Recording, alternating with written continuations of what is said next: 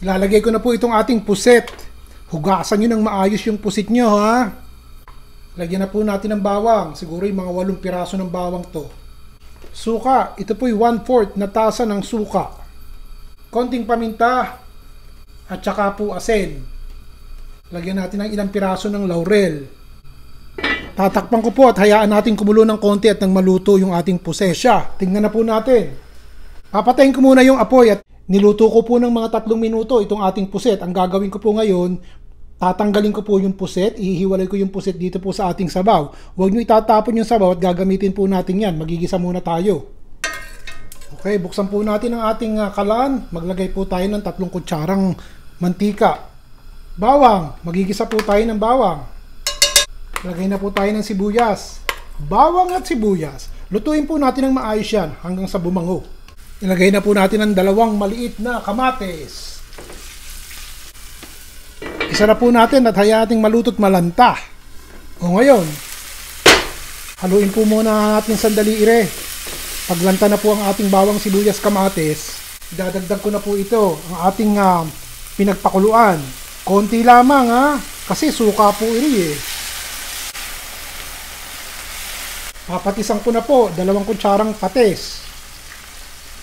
O tignan nyo, konting-konting asukal lang. Kung ayaw nyo, ayos lang po. Konting paminta.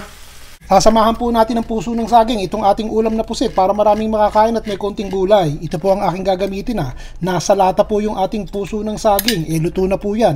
Ang gagawin ko lang sasalain ko po at nang matanggal yung tubig na pinagpakuluan. Ngayon, kung sariwa po ang gagamitin nyo, siguraduhin yung pakukuluan nyo muna, lulutuin nyo. Lalagyan nyo ng konting asin. Yun po kapag kasariwa ang ginamit nyo. Idadagdag na po natin ang puso ng saging para masarap. Adobong puset at adobong puso ng saging. Bakit po naman hindi? May suka yan Yun nga lang, may konting kamatis. Pero kung ayaw nyo pong mag-adobo ng pusit ng walang kamatis, kayo na po ang bahala. Diba ang sabi ko, iluto na po itong ating puso ng saging. Tikman nyo na muna. Mabagain, ang sarap.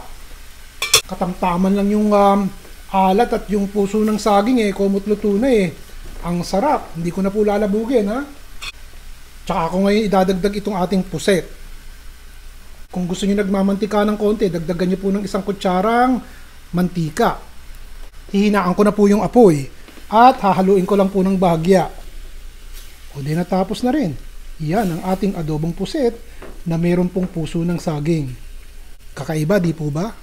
Kung talaga po kayo madalas bumisita dito sa ating tambayan, mapapansin nyo po na kadalasan laging may gulay ang kasamang ulam na ibinabahagi ko sa inyo.